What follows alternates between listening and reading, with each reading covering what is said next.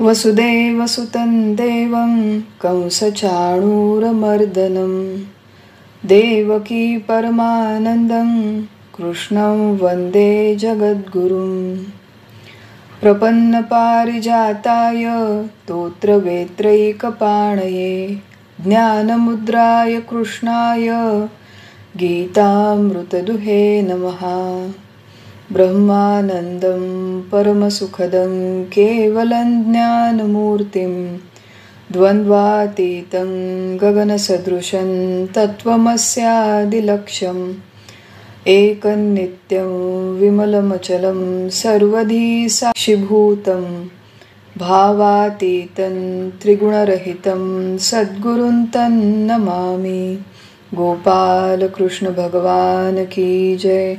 सद्गुरुनाथ महाराज की जय।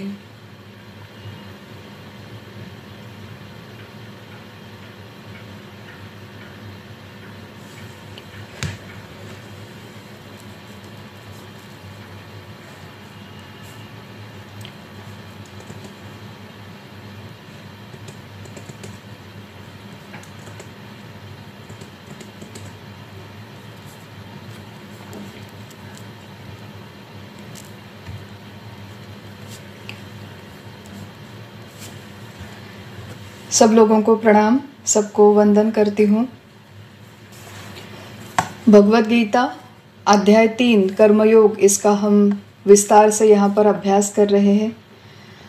कर्मयोग अध्याय जिसमें कुल 43 श्लोक है और हमारे दैनिक जीवन से संबंधित अत्यंत मूल्यवान मार्गदर्शन हम सबको अर्जुन के माध्यम से यहाँ भगवान श्री कृष्ण करते हैं। पहले 2 श्लोकों में हमने देखा था कि अर्जुन के मन में संभ्रम निर्माण हो गया, ज्ञान मार्ग श्रेष्ठ है या फिर कर्म मार्ग श्रेष्ठ है। एक तरफ भगवान ज्ञान की प्रशंसा करते हैं, लेकिन अर्जुन को कहते हैं कि तुम युद्ध जैसे घोर कर्म का आचरण करो, तुम युद्ध करो। तो अर्जुन संभ्रमित है और अर्जुन की तरह हम लोग भी जब गीता का अभ्यास करते हैं, न केवल गीता का अभ्यास, इस आध्यात्मिक मार्ग पर जब हम हमारी यात्रा शुरू करते हैं तो हम भी अर्जुन की तरह ही संभ्रमित होते हैं। देखिए, ये जो संपूर्ण कर्मयोग है, इसका थोड़ा सा स्पिरिट समझने का प्रयास करते हैं कि इतना बड़ा तत्वज्ञान कहने के पश्चात भगवान ने तुरंत कर्मयोग कहना क्यों प्रारंभ किया। भगवान ने उपासना, भक्ति, ईश्वर का स्वरूप, इस तरह की कोई बातें नहीं कही। भगवान ने सबसे पहले सर्वश्रेष्ठ ज्ञान कहा और उसके तुरंत बाद भगवान ने दैनिक हमारे दिन प्रतिदिन के जीवन में कर्म कैसे किया जाए ये प्रबोधन करना शुरू किया। तो ये क्यों इस तरह भगवद गीता की रचना क्यों है, इसका थोड़ा सा विचार करते हैं। संपूर्ण भगवद गीता हमने देखा कि ये सारे मानवों के लिए मार्गदर्शक ग्रंथ है। जिन लोगों का थोड़ा बहुत आध्यात्मिक स्वभाव होता है, एक निसर्गतः इस मार्ग की तरफ आकर्षण होता है। ये आकर्षण सारे लोगों के मन में नहीं होता। इसका जो प्रपोर्शन है, प्रमाण है, वो भगवान स्वयं कहते हैं कि मनुष्याणाम सहस्त्रेषु।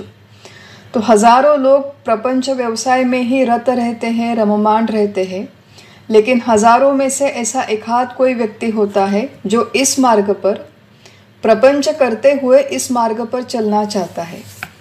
और हम लोगों की समस्या ये है कि हम लोग प्रपंच करते हैं, व्यवसाय करते हैं, और ये करते हुए हमें इस आध्यात्मिक मार्ग का आकर्षण हमारे मन में निर्माण हो जाता है कि स्पिरिचुअल हमारा लाइफ हो, थोड़ा सा स्पिरिचुअल टच हमारे लाइफ को हो, ऐसा हम लोग सोचते हैं। थोड़े बहुत ग्रंथ पढ़ते हैं, थोड़ा बहुत प्रयास करते हैं, श्रवण करते हैं, अपनी बुद्धि से जो भी सत्संग हमें मिलता है उसके माध्यम से हम लोग इस आध्यात्मिक यात्रा को शुरू करते हैं।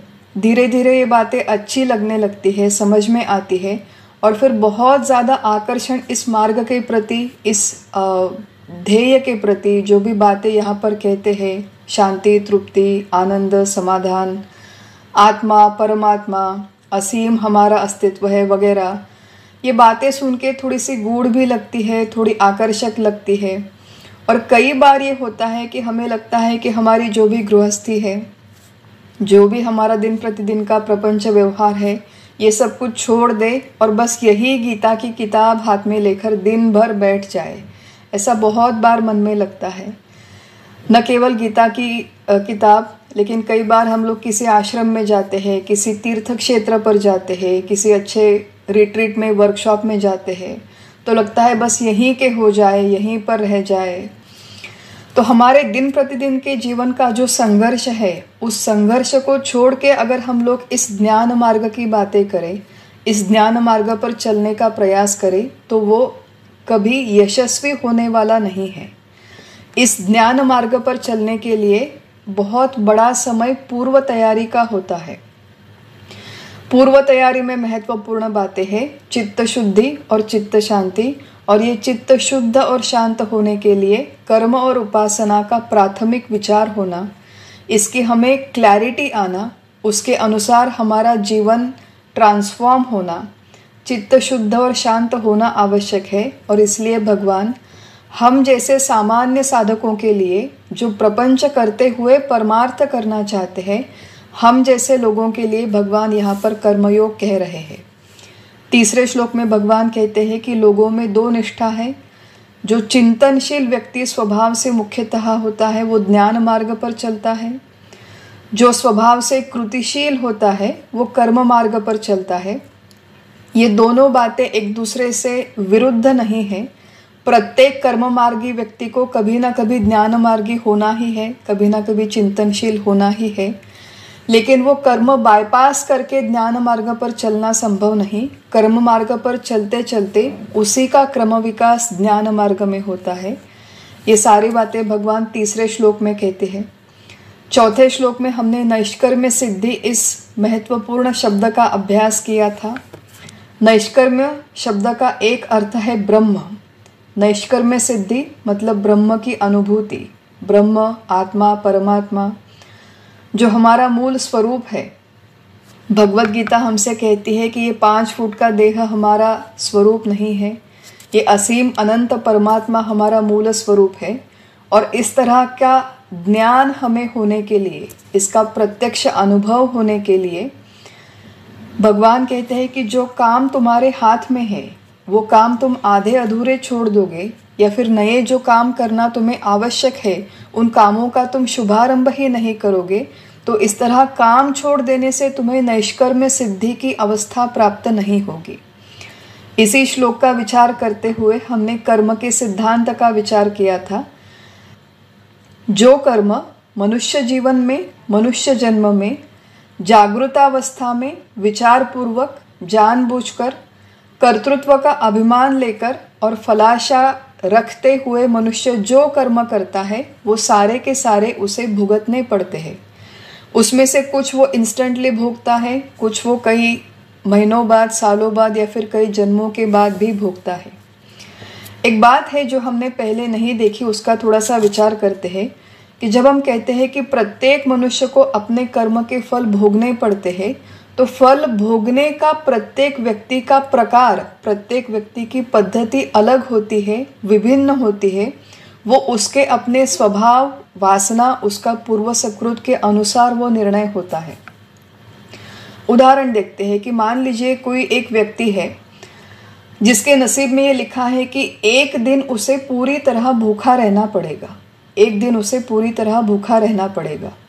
अगर वो व्यक्ति सात्विक स्वभाव का है, सात्विक उसका नेचर है, तो वो व्यक्ति ऐसा निर्णय करेगा मुझे किसी व्रत का पालन करना है, मुझे एकादशी का उपवास करना है।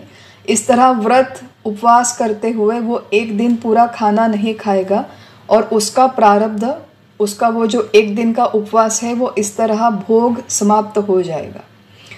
दूसरा कोई व्यक्ति प्रमुखतः राजस स्वभाव का है, मान के चलिए ये राजसी जिसका स्वभाव है, उसके घर में एक आध दिन ऐसी कोई समस्या हो जाएगी कि सुबह सुबह कोई इमरजेंसी हो गई है, पत्नी को लेकर हॉस्पिटल में जाना है, हॉस्पिटल में लेकर जाता है, डॉक्टरों से बातें करना, हॉस्पिटल के चक्कर काटना, बहुत व्यस्त रहता है। बाद में फिर उसे ऑफिस में जाना पड़ता है, वहाँ पर दिन भर बैक टू बैक मीटिंग्स है, रात को घर में फिर से इमरजेंसी है।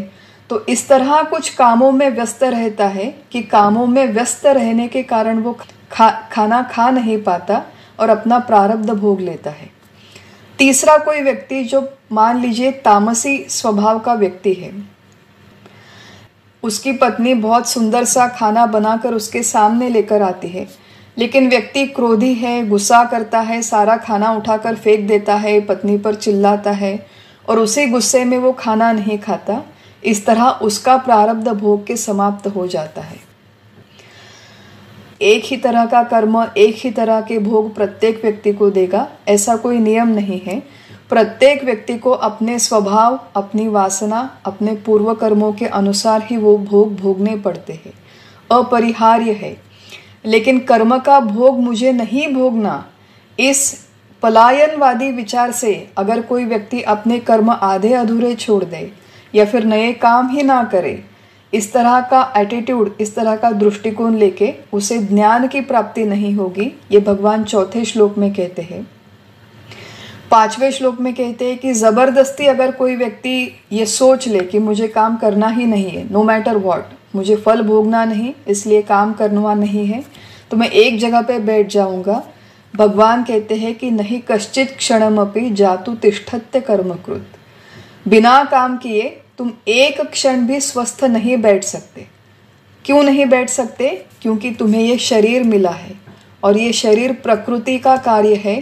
प्रकृति के गुणों के प्रेरणा के अनुसार काम करने की तुम्हें प्रेरणा मिलेगी, शक्ति है जो तुम्हें काम करने पर मजबूर करेगी। इस देह की धारणा करनी है, देह का स्वास्थ्य बनाए रखना है, देह को खाना खिलाना है, उसके लिए चरितार्थ है, उसके लिए नौकरी है, पैसे कमाने हैं, गृहस्थी बसाई है वो निभानी है। तो इस देह में रहते हुए बिना काम किए बैठना तुम्हारे लिए संभव नहीं, ये भगवान पांचवें श्लोक में कहते हैं। और फिर छठे श्लोक में कहते हैं कि कोई व्यक्ति इस तरह अगर प्रयास करे कि जबरदस्ती अपने कर्मेंद्रियों को बांध के एक जगह पर बैठ जाए, कई बार जैसे मैंने कहा शुरू में कि इस आध्यात्मिक मार्ग का एक विलक्षण आकर्षण हो जाता है हमारे मन में। बहुत सारे लोग ऐसे भी होते हैं कि अपने आध्यात्मिक साधना को एक्सक्यूज बनाते हैं, उसका बहाना बनाकर सारे घर के कामकाज छोड़कर जो महत्वपूर्ण जिम्मेदारियां हैं उनको बाजू में रखते हुए एक जगह पर बैठते हैं कि अब मेरा साधना करने का समय है, अब मेरा ध्यान करने का समय है, कोई मुझे डिस्टर्ब ना करे। इस तरह से वो व्यक्ति अगर बैठ जाए, अपने काम, अपनी जिम्मेदारियां छोड़ के ध्यान धारणा करते हुए बैठ जाए, तो भगवान कहते हैं वो मिथ्याचार है, वो हिपोक्रेसी है, वो ढोंग है। क्योंकि तुम अपना काम आधा अधूरा छोड़ के वहाँ पे भले ही ध्यान के लिए बैठ जाओ, भले ही सामने गीता की किताब होगी, लेकिन मन में तुम्हारे उसी काम के बारे में विचार चलते रहेंगे जो तुमने आधा अधूरा छोड़ दिया है। या फिर मन में दूसरे किसी विषयों के भोगों के बारे में तुम सोचते रहोगे। तो मन में विषय चिंतन है, मन में किसी काम का चिंतन है और शरीर से स्वस्थ बैठने का ढोंग दिखावा कर रहा है, वो बिल्कुल उचित नहीं है, उसे मिथ्याचार कहते हैं।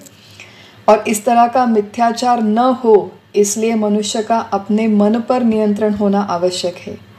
ये सारा विचार हमने पिछले सत्र में किया था, थोड़ी बहुत मात्रा में, और आज हम लोग इसके आगे जो विचार है यही भगवान हमें 7वें श्लोक से आगे समझाते हैं। हम लोग इसका विचार अब शुरू करते हैं कि तीसरे अध्याय में 7वें श्लोक में भगवान कह रहे हैं हमसे कि यस्त्विन्द्रियाणि मनसा नियम्यारभते अर्जुन कर्मेन्द्रियैहि कर्मयोगम असक्तः स विशिष्यते। यहाँ तू शब्द का अर्थ है परंतु। परंतु भगवान ने ये शब्द क्यों उपयोग किया इस श्लोक में? क्योंकि छठे श्लोक में भगवान ने जो बात कही है उसके विपरीत बात अब यहाँ पर भगवान 7वें श्लोक में कहने जा रहे हैं। छठे श्लोक में भगवान ने क्या कहा था कि मिथ्याचार, काम धंधे छोड़ो, जबरदस्ती एक जगह पर बैठ जाओ, लेकिन मन से विषयों का या फिर कामों का, कर्मों का चिंतन करो।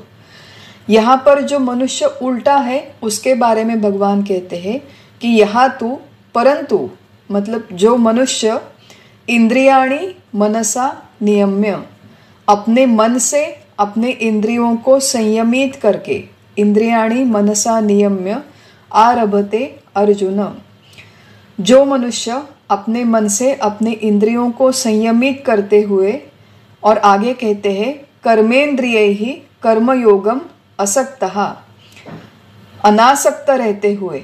असक्त शब्द का अर्थ है अनासक्त, बिना किसी आसक्ति के, जो अपने कर्मेंद्रियों से कर्म करता है, शरीर से कर्म करता है, उसकी योग्यता विशेष है, सविशिष्यते। अब देखिए भगवान यहाँ पर स्तुति कर रहे हैं। छठे श्लोक में भगवान ने निंदा की, जो व्यक्ति मिथ्याचारी है, ढोंगी है, उसके बारे में कहा। अब 7वें श्लोक में भगवान जो है वो स्तुति कर रहे हैं। हम लोगों की एक बड़ी ऐसी मनीषा होती है, इच्छा होती है कि दिन प्रतिदिन के जीवन में छोटा बड़ा जो भी हम लोग काम करते हैं, तो मन में ऐसी इच्छा होती है कि घर वाले लोग मेरी स्तुति करें, प्रशंसा करें, मुझे अच्छा कहे। अब अगर भगवान मेरी स्तुति करे, भगवान मेरी प्रशंसा करे, भगवान मुझे अच्छा कहे, इस तरह की कोई इच्छा हमारे मन में है, तो वो इच्छा पूर्ति का मार्ग इस 7वें श्लोक में है। भगवान कहते हैं कि वो व्यक्ति विशेष है, कर्मयोग का पालन जो करता है। और कर्मयोग का पालन कैसे किया जाए, इसका एक अत्यंत स्पेसिफिक उत्तर यहाँ पर भगवान 7वें श्लोक में हमें देते हैं। किस तरह कर्मयोग का पालन किया जाए, वो मार्मिक बात है। उसमें 3 स्टेप्स भगवान ने कहे हैं।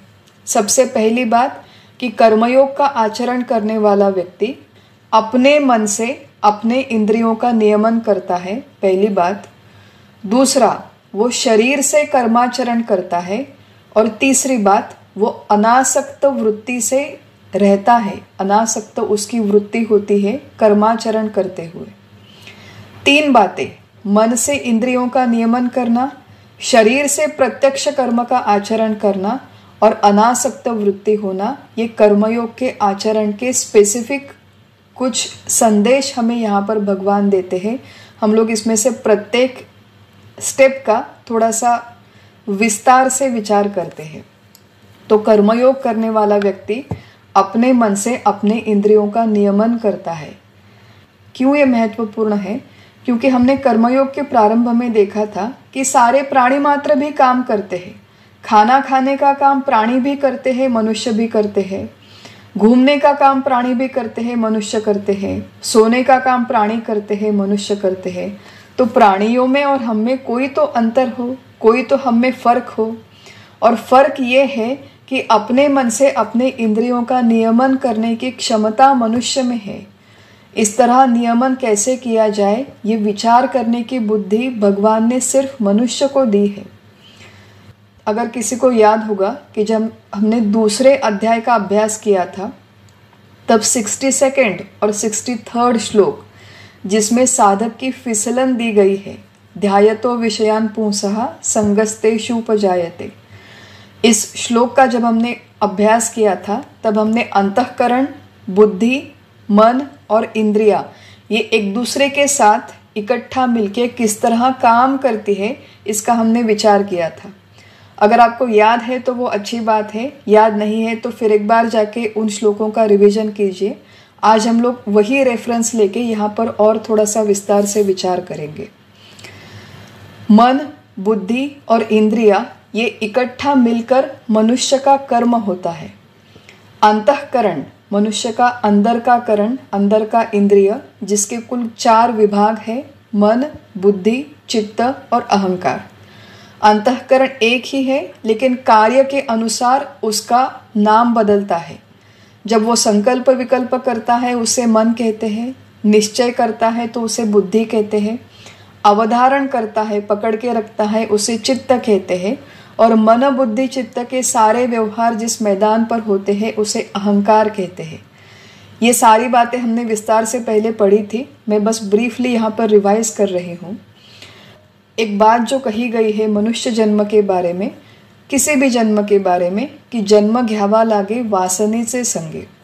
हमारा जन्म क्यों हुआ है? क्योंकि हमारी वासना अपूर्ण है, हमारे कुछ भोग भोगना अपूर्ण है, कुछ कर्मों के फल अभी तक हमने भुगते नहीं है।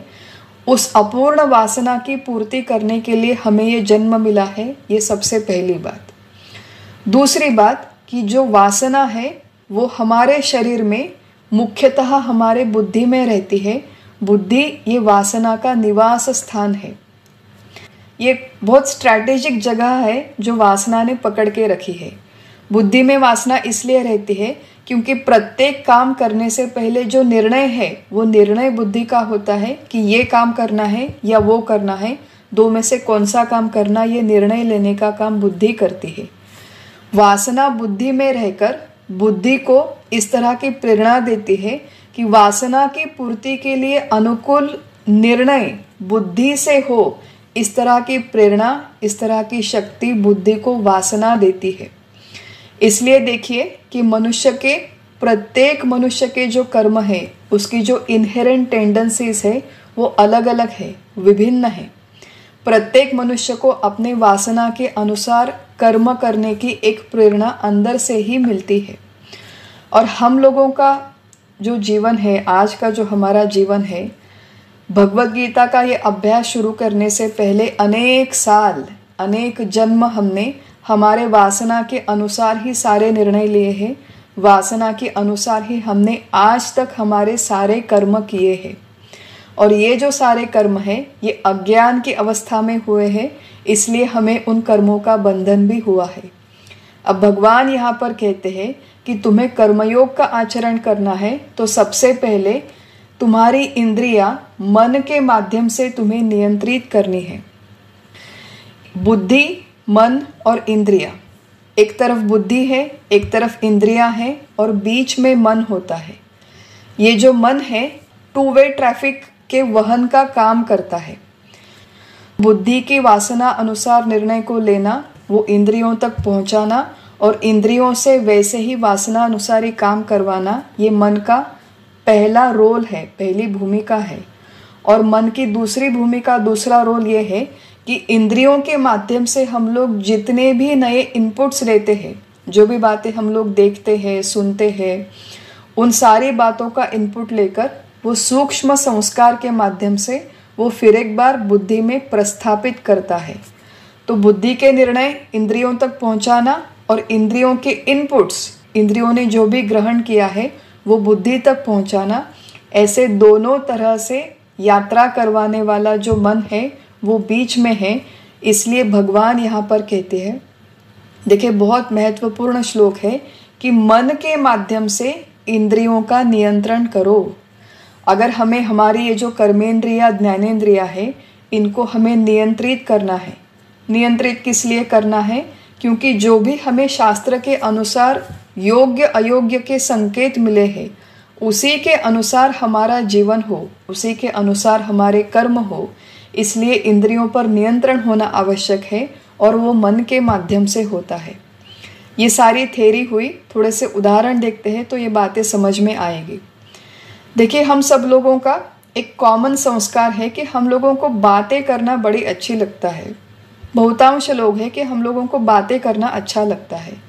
किसके साथ बातें करें ये विषय अलग अलग है, लेकिन जैसे कहते हैं कि चाय पे चर्चा, ये वासना अनुसार ही एक निर्णय है कि हम लोग शांति से बहुत ज़्यादा समय बैठ नहीं सकते।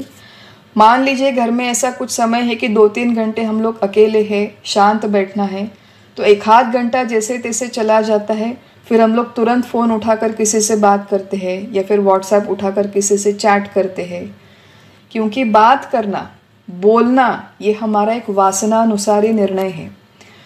कुछ बातें करना, कुछ बोलना ये हमारे व्यवहार गृहस्थी के लिए आवश्यक होता है, लेकिन बहुत सारी ऐसी बातें होती है जो अनावश्यक होते हुए भी हम लोग बोलते रहते हैं। हम लोग उनके बारे में चर्चा करते रहते हैं, जिस चर्चा का प्रैक्टिकल दृष्टिकोण से कोई उपयोग नहीं है। विशेषतः जो सामाजिक समस्याएं हैं, राष्ट्रीय समस्याएं हैं, दूसरों के घर में क्या हो रहा है, दूसरों के जीवन में क्या हो रहा है, जहाँ पर हमारा कोई नियंत्रण नहीं, जहाँ पर हमसे किसी ने हमारा मत पूछा नहीं, जहाँ पर हमारी बातों का कोई मूल्य नहीं, ऐसी सारी समस्याओं के बारे में हम लोग चर्चा करते रहते हैं। आज जैसे पिछले 2-3 दिनों में बहुत महत्वपूर्ण टॉपिक पर सारी जगह पर चर्चा हो रही है। उसमें से एक बात है कि हमारे भारत में फार्मर्स लोग प्रोटेस्ट कर रहे हैं, वहाँ दिल्ली के आसपास बॉर्डर में जाके। तो मैं यहाँ पर क्या करती हूँ, मैं मेरे घर में बैठी हूँ। मेरा घर कहाँ पे है? हैदराबाद में है। मैं अपने घर में शाम के 4 बजे आराम से चाय की प्याली हाथ में लेकर डाइनिंग टेबल पे बैठती हूँ। वहाँ पर मेरी दोस्त बैठी है, अगर कोई नहीं तो मैं किसी को फ़ोन लगाती हूँ और फिर वहाँ पे बैठ के फार्मर्स ये प्रोटेस्ट क्यों कर रहे हैं, हमारे देश में किस तरह के ये लोग हैं, अब गवर्नमेंट में क्या करना चाहिए, फार्मर्स के लिए एमएसपी क्या हो, ये योग्य है ये नहीं है, इस तरह की चर्चा मैं अपने घर में चाय पीते पीते करती हूँ। उस चर्चा का कोई मूल्य नहीं है। इस तरह का कर्म मैं क्यों करती हूँ? क्योंकि मेरी वाणी पर नियंत्रण नहीं है। यहाँ पर भगवान क्या कह रहे हैं कि मन के माध्यम से तुम्हारे इंद्रियों पर नियंत्रण करो। सारे इंद्रियों में सबसे अधिक कठिन इंद्रिय नियंत्रण करने के लिए वाणी है, ऐसा माना जाता है। क्योंकि मनुष्य जब बात करता है तो उसे बिल्कुल अवेयरनेस नहीं होता और वो बोलता चला जाता है। इस तरह की चर्चाएं करना कि फार्मर्स ने क्या करना चाहिए, गवर्नमेंट में क्या करना चाहिए। मान लीजिए मेरे पड़ोसियों के घर में शादी है तो उन्होंने कहाँ से केटरर को बुलाना चाहिए, कौन से कपड़े लेने चाहिए, फोटोग्राफर क्या हो, मेनू कैसा हो, इसकी चर्चा हम लोग हमारे घर में बैठ के करते हैं। क्यों करते हैं? क्योंकि वाणी पर नियंत्रण नहीं है। इस तरह से हमारा 1 साल नहीं, 2 साल नहीं, तो हमारे जीवन के कितने सारे साल अब तक इस तरह की अनावश्यक बातों की चर्चा करते हुए चले गए, व्यर्थ हो गए और इसका हमें पता तक नहीं। ये सारी बातें इस तरह जीवन चलता रहता है जब तक हम लोग इस तरह के किसी सत्संग में नहीं आते। पूर्व सुकृत का थोड़ा बहुत उदय होता है और फिर सत्संग में, और हम लोग बहुत भाग्यवान हैं कि हमारा जन्म इस भारतवर्ष में हुआ है। भारत देश में इस तरह का ये जो महत्वपूर्ण ज्ञान है, किस तरह जीवन को बदला जाए, किस तरह उसे ट्रांसफॉर्म किया जाए, इस तरह की आध्यात्मिक बातें, जीवन में बदलाव लाने वाली बातें जगह जगह पर होती रहती है। समर्थ रामदास स्वामी है हमारे, जिन्होंने उनका एक छोटा सा ग्रंथ है जिसे कहते हैं मनाचे श्लोक, मनोबोध। इस मनोबोध ग्रंथ में समर्थ रामदास स्वामी ने लिख के रखा है, मनारे जनी मौन मुद्रा धरावी। अब ये नया संस्कार है। न केवल ये श्लोक, पर ये श्लोक पर जो उन्होंने विवरण किया है, किसी अच्छे प्रवचनकार ने जो विवरण किया है वो मैं सुनती हूँ। वो इंद्रियों के माध्यम से जो भी मैंने नया संस्कार ग्रहण किया, नया विचार मैंने सुना, उसके बारे में विवेचन मैंने सुना, वो मन के माध्यम से जाकर बुद्धि में स्थिर होता है संस्कार रूप से। अब तक मेरी वासना मुझसे ये कहती थी कि तुम्हें अगर खाली समय मिले तो फ़ोन उठाओ, किसी से बातें करते रहो, चाय पे चर्चा करते रहो। लेकिन अब ये नया संस्कार मेरे बुद्धि के अंदर आ गया कि मनारे जनी मौन मुद्रा धरावी। अधिक अनावश्यक चर्चा मत करो, ये नया संस्कार है। और ये नया संस्कार न केवल मनोबोध के माध्यम से, तो बहुत सारे ऐसे ग्रंथ हैं। भगवत गीता में ये संस्कार आता है, अनुद्वेगकरम वाक्यम सत्यम प्रियहितम चयत। ज्ञानेश्वर महाराज के हरिपाठ में ये संस्कार आता है कि अनंत वाचाळ बरळती बरळ त्या कैसेनी दयाळ पावे हरि। तो ज्ञानेश्वर महाराज ने हमारे कहा है कि जो लोग इस तरह की बिल्कुल निरर्थक व्यर्थ बातें हमेशा करते रहते हैं, वो भगवान की प्राप्ति कैसे कर पाएंगे। ये श्लोक जब मैं सुनती हूँ, ये श्लोक के ऊपर जो विवेचन लिखा है, जो वाणी के प्रकार है, उनको नियंत्रण करना क्यों आवश्यक है, ये सारे नए संस्कार जब मैं इंद्रियों के माध्यम से ग्रहण करती हूँ, मन लगाकर सुनती हूँ। यहाँ पर कहा है कि मन के माध्यम से। हम लोग देखिए छोटे बच्चों से भी कहते हैं कि अगर पढ़ाई करनी है तो मन लगाकर पढ़ाई करो, मन लगाकर किताब पढ़ो, मन लगाकर सुनो। मन लगाकर सुनो का अर्थ क्या है? कानों के पास, कानों के निकट, कानों के सानिध्य में हमारा मन नहीं है तो कानों पर जितने भी शब्द पड़े उसका कोई असर नहीं होता।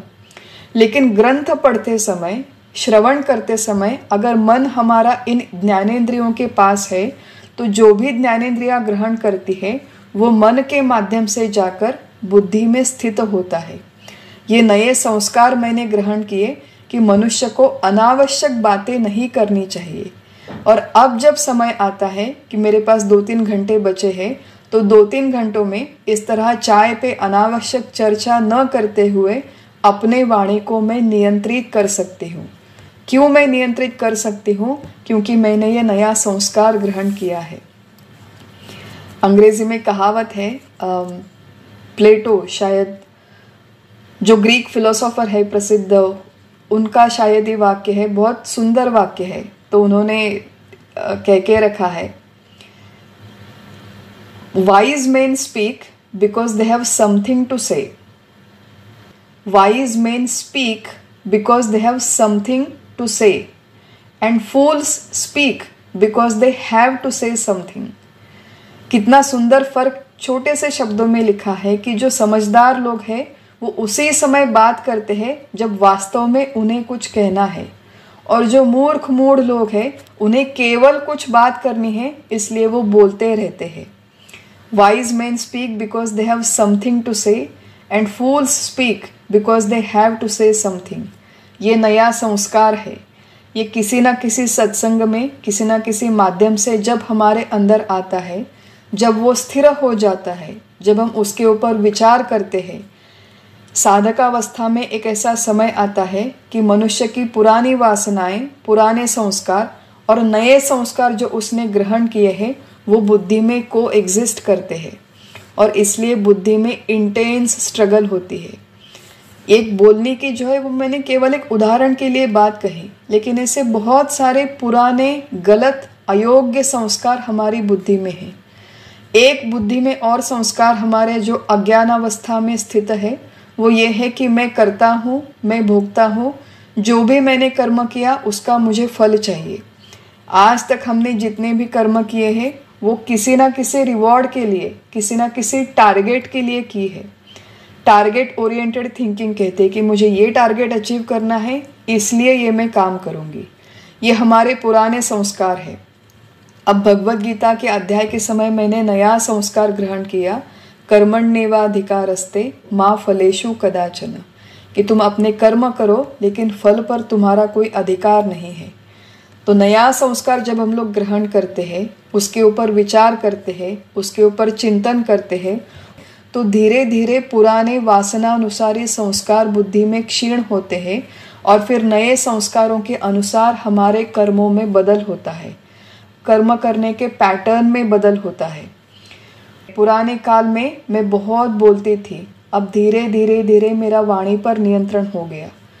पुराने काल में मतलब अज्ञानावस्था में मुझे टीवी देखने का बड़ा शौक था।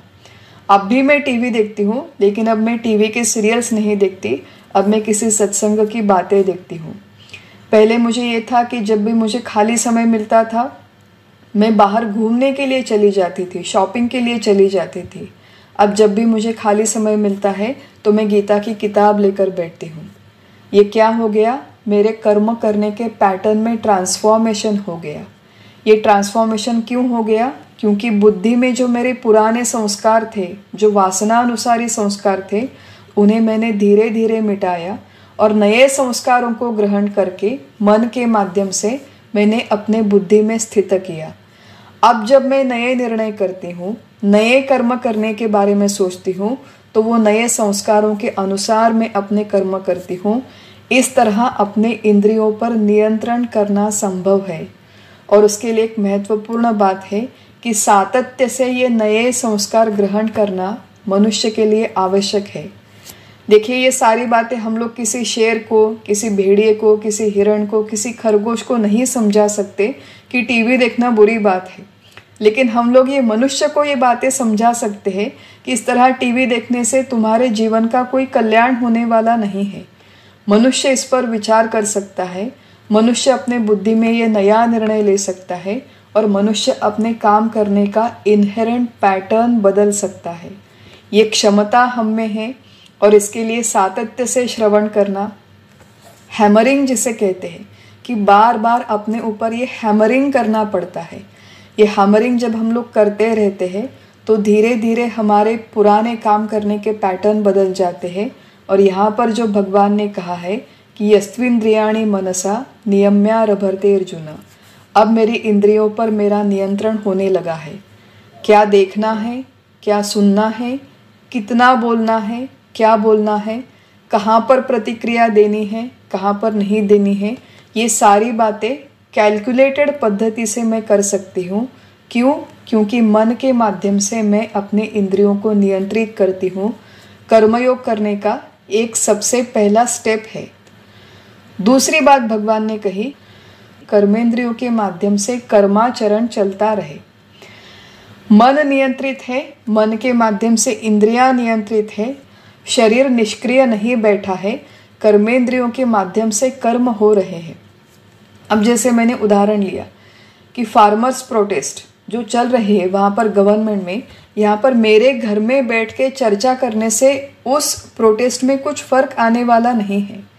गवर्नमेंट में क्या करना चाहिए, इस तरह का मेरा अगर वास्तविक में कोई महत्वपूर्ण सुझाव है, मेरे मन में कुछ महत्वपूर्ण उसके बारे में विचार है, तो हमारे यहाँ, हमारे आज के ज़माने में बहुत सारे ऐसे सोशल मीडिया प्लेटफॉर्म्स है, ट्विटर के अनेक हैंडल्स है, वेबसाइट्स है कि जहाँ पर हमारा जो भी मत है किसी पब्लिक सिस्टम के बारे में, किसी पब्लिक सामाजिक समस्या के बारे में, हमारा जो भी मत है वो हम लोग उस सोशल मीडिया के माध्यम से, वेबसाइट के माध्यम से गवर्नमेंट के महत्वपूर्ण लोग हैं उन तक पहुंचा सकते हैं। अब वो लोग पढ़ेंगे या नहीं, उसके अनुसार प्रत्यक्ष कोई कृति करेंगे या नहीं, इस पर हमारा कोई नियंत्रण नहीं।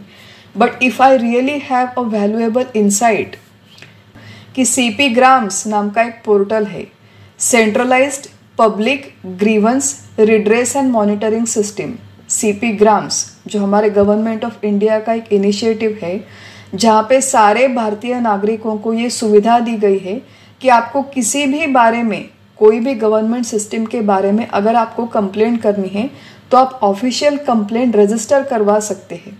तो अगर रास्ते अच्छे नहीं हैं, इलेक्ट्रिसिटी अच्छी नहीं है, कोई मुझे फ़ोन में प्रॉब्लम आ गया, यूपीआई में प्रॉब्लम आ गया, ये जो भी समस्या है, इसके बारे में कंप्लेंट रजिस्टर करना ये मेरा काम है, ये मेरा कर्तव्य है।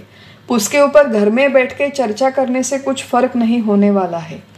प्रत्यक्ष उसके बारे में कृति करके शायद सिस्टम में कुछ बदलाव आने की संभावना है। तो अगर आपको समस्या है, उसके बारे में कुछ प्रत्यक्ष कृति कीजिए। भगवान कहते हैं कि शरीर के माध्यम से अपने दैनिक दिन प्रतिदिन के जीवन में जितने भी कर्तव्य हैं, तुम्हारे स्वयं के वैयक्तिक जीवन के बारे में, उन कर्तव्यों का पालन कीजिए।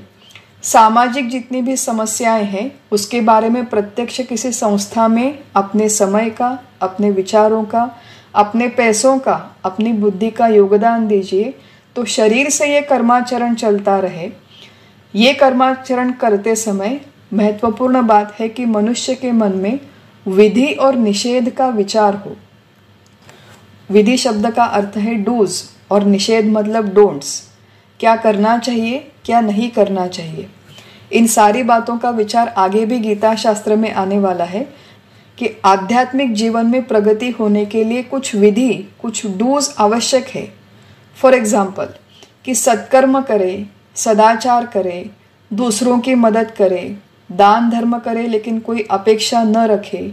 ये सारी बातें सत्कर्म सदाचार में आती है कि जनरली जो हमारा जीवन है, दिन प्रतिदिन का जीवन, वो एक प्रामाणिक जीवन हो। नैतिक मूल्यों को साथ रख के जो जीवन की प्रणाली है, उस प्रणाली को ध्यान में रखते हुए हमारा दिन प्रतिदिन का कर्माचरण ये विधि है। और निषेध मतलब परनिंदा ना करे, परधन की अभिलाषा ना करे, परस्त्री की अभिलाषा ना करे, दूसरों का अहित उसका चिंतन ना करे, दूसरों को मैनिपुलेट ना करे। ये डोंट्स है, ये निषेध है। तो अपने स्वयं के कर्तव्य का पालन करे, सामाजिक स्तर पर जितना भी हो सके उतना योगदान दे। ये सब करते हुए एक बेसिक एथिकल मॉरल हमारी लाइफस्टाइल हो, जिसमें दूसरों की मदद करना, दूसरों को मैनिपुलेट न करना, इन बेसिक बातों का ध्यान रखते हुए शरीर से मनुष्य कर्माचरण करे। सदाचार क्यों हो और इस तरह का दुराचार हम लोग क्यों ना करें? क्योंकि जो व्यक्ति इस तरह का दुराचार करता है, परनिंदा, गॉसिप करना, लोगों के पीठ पीछे बात करना, वो व्यक्ति कभी सुखी नहीं हो सकता, कभी उसका चित्त शुद्ध नहीं हो सकता। किसी भी पूर्व कर्म की अगर मेरे मन में चुभन है तो वो चित्त शुद्ध नहीं होगा। जो शुद्ध नहीं होगा उसमें आगे ज्ञान मार्ग पर चलने की क्षमता नहीं होगी।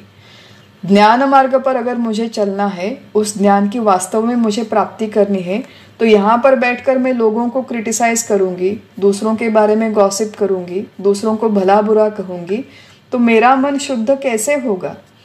इसी मन की शुद्धि के लिए, इसी मन से सारे चुभन निकालने के लिए ये सारे मार्ग भगवान यहाँ पर कहते हैं कि विधि का पालन करो, मतलब निषिद्ध कर्मों को छोड़ दो, सत्कर्म करते रहो। सामाजिक किसी संस्था में अगर समस्या में आपको योगदान देना है तो वो योगदान देते रहो।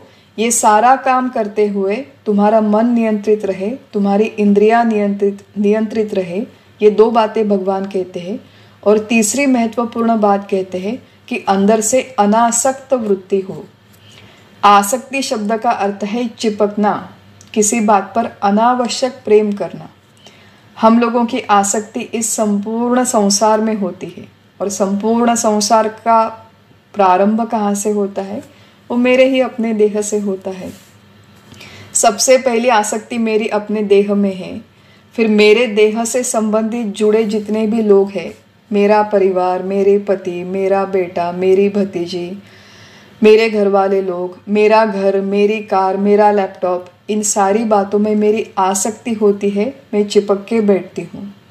तो मेरे घर परिवार देहादि जगत में मेरी आसक्ति है। प्रत्यक्ष जो काम करती हूँ उन कामों में भी मेरी आसक्ति है, और काम कर्मों के जो फल है उन फल की अपेक्षा में भी मेरी आसक्ति है। तो भगवान कहते हैं कि अनासक्त वृत्ति मतलब देहादि जगत से अनासक्त हो जाओ। जो कर्म तुम कर रहे हो उसमें भी चिपक के बैठने की आवश्यकता नहीं है, और कर्म करते हुए जो तुम कर्म फल का कॉन्स्टेंटली विचार करते हो उसे भी चिपक के बैठने की आवश्यकता नहीं है। बिना आसक्ति के ये सारा व्यवहार करना संभव है। हम लोग थोड़ा सा अवेयर होके विचार पूर्वक अगर कर्म करें।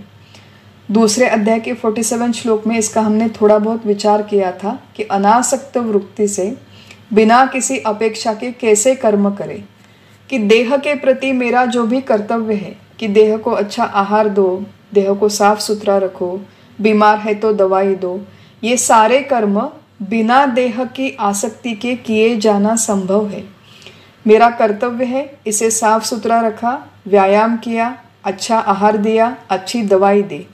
अब इसके उपरांत, इसके पश्चात, इतनी सब केयर करने के पश्चात अगर देह को कोई बीमारी हो जाती है तो फिर वो माँ फलेषु कदाचन, उस पर मेरा कोई अधिकार नहीं। वे ईश्वरी नियोजन के अनुसार ये बीमारी हुई है, उसे शांति से स्वीकार करो, जितना हो सके उतना उसे ट्रीट करो। लेकिन ट्रीटमेंट के पश्चात अगर वो बीमारी ठीक होती है तो फिर हरिओम, और अगर बीमारी नहीं ठीक होती है फिर भी हरिओम। इस तरह हम लोग उसे स्वीकार करना सीख जाए। तो कर्म करे, कर्तव्य करे, देह के प्रति, अपने बेटे के प्रति, अपने परिवार के प्रति जो भी आवश्यक है आज के देश काल परिस्थिति के अनुसार वो सारे कर्म करते रहे। बिना आसक्ति के वो कर्म करना संभव है। हम लोगों की केवल देह में नहीं, तो जो कृति हम लोग करते हैं, कई बार हम लोग कर्म में भी एडिक्ट हो जाते हैं। एक सहेली है मेरी जो उसका ये होता था कि उसे घर साफ सुथरा रखने की बहुत ज़्यादा एक ऑब्सेसिव बीमारी थी। मैंने क्या कहा कि घर साफ सुथरा रखने की एक ऑब्सेसिव बीमारी जैसे थी। अब मैं उनके घर पे गई थी एक बार, तो जो भी घर है साफ सुथरा था, अच्छा था, ठीक ठाक ही सब कुछ रखा हुआ था। लेकिन फिर भी नहीं, अब मुझे उठना है, थोड़ा काम करना है। क्या काम करना है? तो वहाँ पर थोड़ी सी धूल है, वहाँ पर थोड़ा सा एक पानी का धब्बा है। अब अगर और कुछ नहीं तो मैं जाके बाथरूम साफ करती हूँ, और कुछ नहीं तो मैं कबर्ड्स निकाल के वो सारे ठीक ठाक करके फिर से रख देती हूँ। तो इस तरह जो सारा ध्यान है वो घर की सफाई में लगा हुआ है। अब देखिए, घर साफ सुथरा रहे, इसमें कोई हर्ज नहीं है। यहाँ पर भगवान ये नहीं कहते कि हम लोग गंदे घर में रहे, ऐसे कोई बात यहाँ पर भगवान ने नहीं कही है। लेकिन कर्म करते हुए कौन से कर्म को, कौन से काम को कितनी प्रायोरिटी दे, कितनी प्राथमिकता दे, कितना महत्व दे, इसका थोड़ा डिस्क्रिशन होना आवश्यक है। घर तो मेरा पूरा साफ सुथरा है, लेकिन मन मेरा मैला है, मन मेरा गंदा है, मन में सारे विकार है, मन में लोभ है, मन में तृष्णा है, मन में जलन है।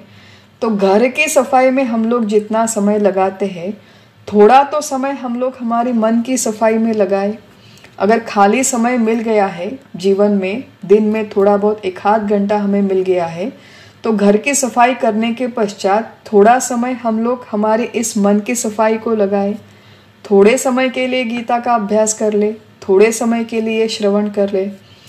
तो इस तरह कर्म में चिपक के बैठते हैं, देह में चिपक के बैठते हैं, कर्म फल में चिपक के बैठते हैं।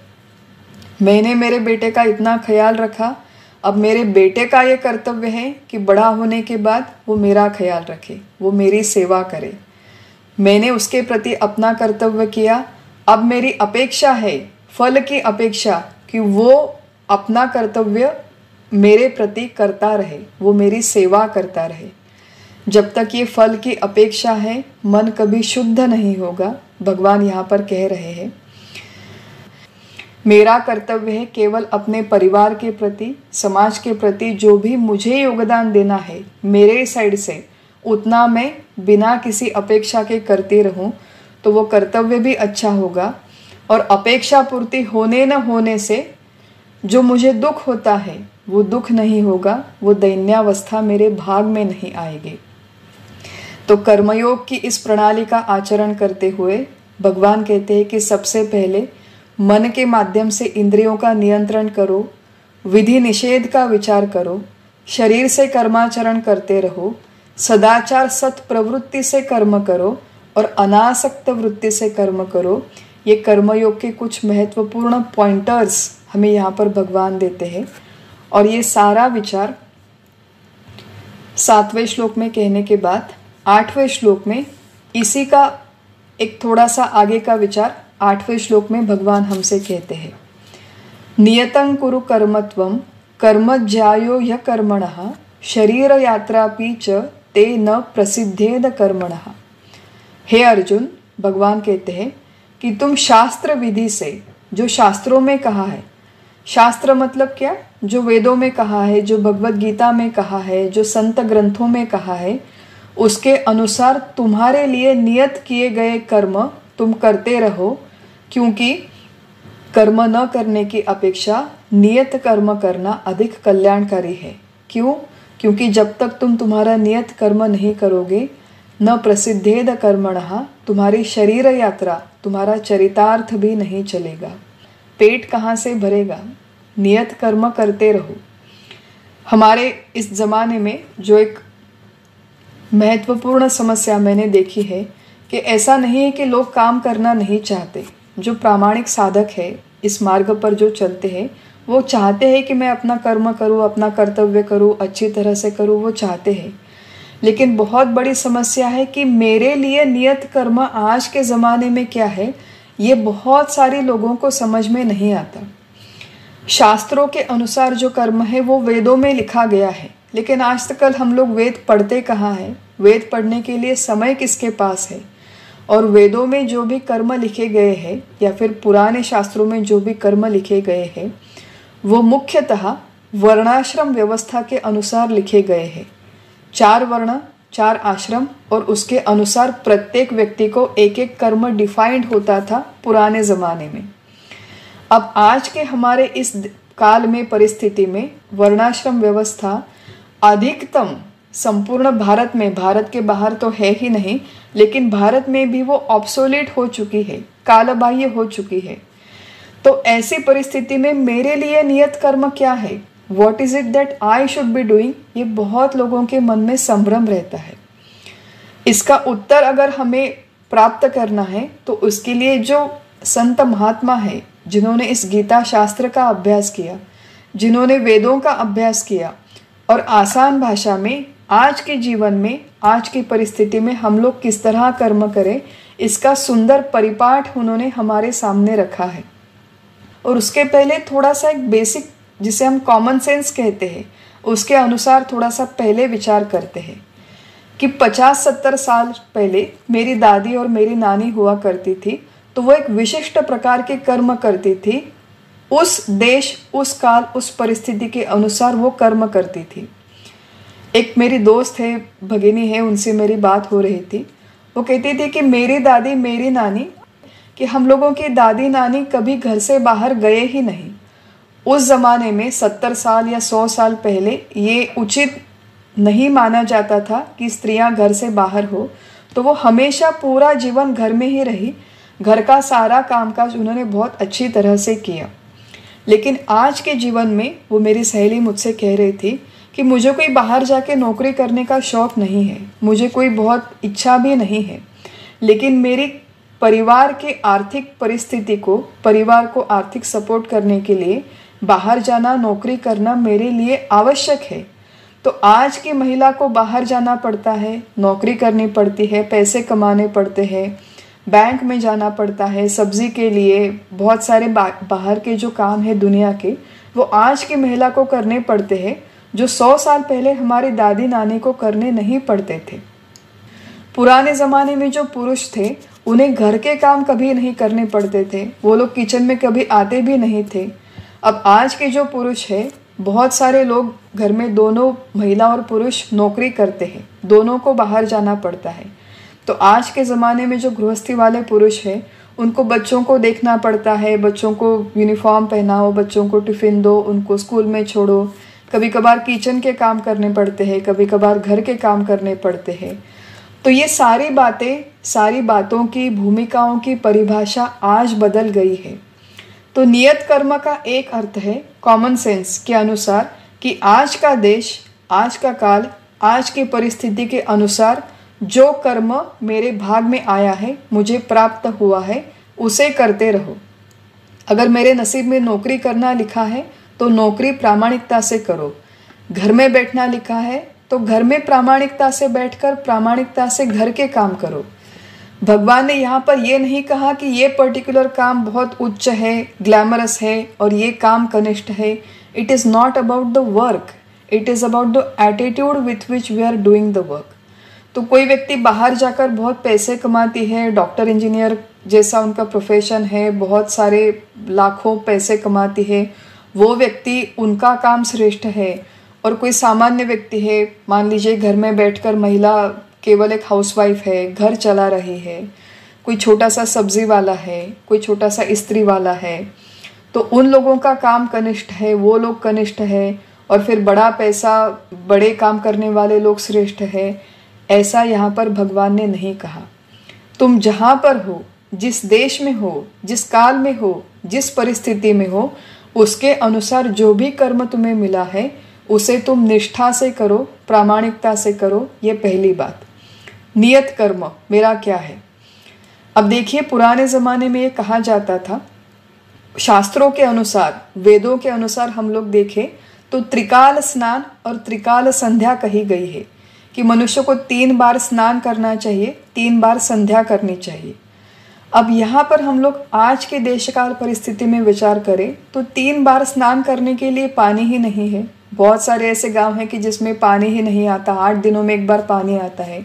तो वो लोग 3 बार स्नान कैसे करेंगे? 3 बार संध्या कहाँ से करेंगे?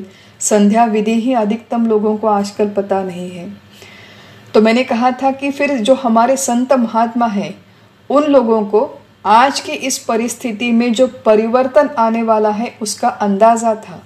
और आज की परिस्थिति में ये शास्त्रोक्त कर्म कैसे किए जाए उसका उन्होंने हमें अल्टरनेटिव देखे रखा है।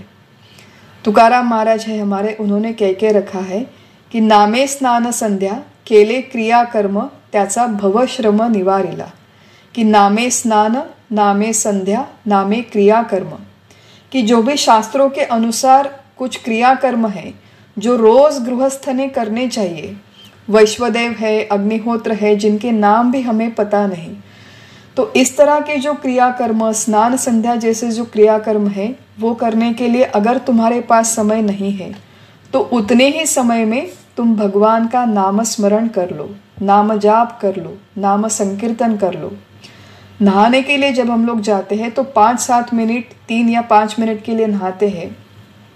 उतने समय के लिए जो अत्यंत व्यर्थ विचार है किसी सामाजिक समस्या के बारे में, वो व्यर्थ विचार करने से अच्छा, या फिर कोई सिनेमा के गाने गुनगुनाने से अच्छा है कि वही नहाना अगर हम लोग नाम मंत्र का जाप करते हुए करें, किसी भगवत गीता के अध्याय का पाठ करते हुए वही अगर हम लोग स्नान करें तो वो स्नान का विधि संपन्न हो जाता है।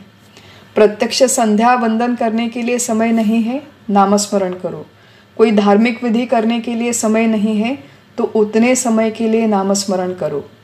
आज हम लोग किसी भी देश में रहते हो, किसी भी काल किसी भी परिस्थिति में हो, लेकिन बहुत सारे ऐसे मैकेनिकल काम है जो मैकेनिकल काम करते करते, खाना बनाना है, घर की साफ सफाई है, हम लोग केवल कार में बैठ के बस में बैठ के ट्रैवल कर रहे हैं, तो मन ही मन में नामस्मरण करना संभव है। और ये एक अल्टरनेटिव मार्ग दिया है, त्वम नियतम कर्म कुरु। तो नियत कर्म मतलब जो भी हमारा एक वैयक्तिक स्तर पर कर्म है, एक सामाजिक स्तर पर है। वैयक्तिक स्तर पर कर्म जो हमारे प्रापंचिक कल्याण के लिए है, या फिर हमारे आध्यात्मिक उन्नति के लिए, श्रेय प्रेय, या फिर सामाजिक स्तर पर कई सारे कर्म हैं।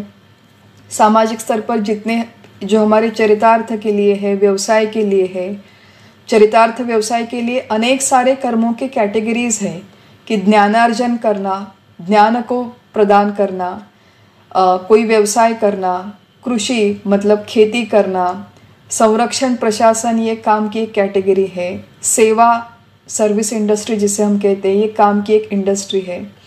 तो काम के प्रकार अनेक अनेक है, अनेक सारे कैटेगरीज है, अनेक सारे क्लासिफिकेशन है, अनेक सारे प्रकार है। कुछ हमारा व्यक्तिगत काम है, कुछ समाज के लिए है, कुछ परिवार के लिए है।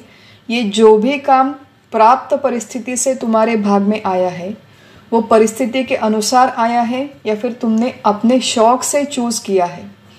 बहुत सारे ऐसे लोग हैं देखिए कि उनका प्रोफेशन एक होता है कि प्रोफेशन इंजीनियरिंग का है, लेकिन बाद में जाके उन्होंने खेती शुरू की। हमारे हैदराबाद में ऐसे 3-4 लोग मैंने देखे हैं कि इंजीनियरिंग पढ़ी लेकिन अब खेती में लगे हुए हैं। कई सारे लोग हैं कि उनका प्रोफेशन सिंगिंग का है, लेकिन उन्होंने प्रोग्रामिंग सीखा और फिर वो सॉफ्टवेयर इंडस्ट्री में जाकर घुस गए।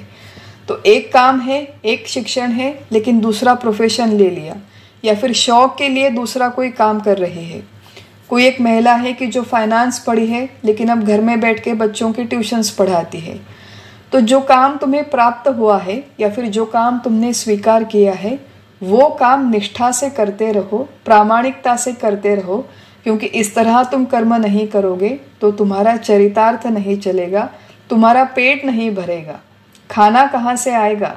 How will you put the food on the table, भगवान पूछते हैं यहाँ पर। लेकिन वही कर्म करते हुए कर्मयोग के जो कुछ नियम हमने पिछले श्लोक में देखे, उन नियमों को ध्यान रखते हुए अगर तुम तुम्हारे नियत कर्म करोगे तो शरीर के माध्यम से कर्म होते रहेंगे, लेकिन उन कर्मों का बंधन नहीं होगा। ये महत्वपूर्ण कर्मयोग के कुछ सिद्धांत भगवान ने हमें 7वें और 8वें श्लोक में कहे हैं। कर्म करते हुए उनसे पलायन करना, आधे अधूरे छोड़ देना, आलसी रहना, इस तरह का कोई एक्सक्यूज पारमार्थिक साधक के लिए नहीं है। ये भगवत गीता शास्त्र एक बहाना बना के, गीता का बहाना बना के हमारी गृहस्थी के जिम्मेदारियां हैं, जो उत्तरदायित्व है वो छोड़ना उचित नहीं है। वो करते हुए धीरे धीरे इस परमार्थ का विचार आगे बढ़ाना संभव है। तो इस तरह भगवान इस कर्मयोग के सिद्धांत का हमारे जीवन से जो प्रत्यक्ष उपयोग है, इनका जो हमारे जीवन में प्रत्यक्ष लाभ है, इसका वर्णन 7वें और 8वें श्लोक में करते हैं। और यही विचार एक अलग दृष्टिकोण से 9वें श्लोक से आगे कंटिन्यू होता है, शुरू रहता है। और 9वें श्लोक से आगे जो विचार है, इसका अभ्यास हम लोग अगले सत्र में करेंगे। आज हम लोग यहीं पर समाप्त करते हैं आज का सत्र। हरिओम तत्सत।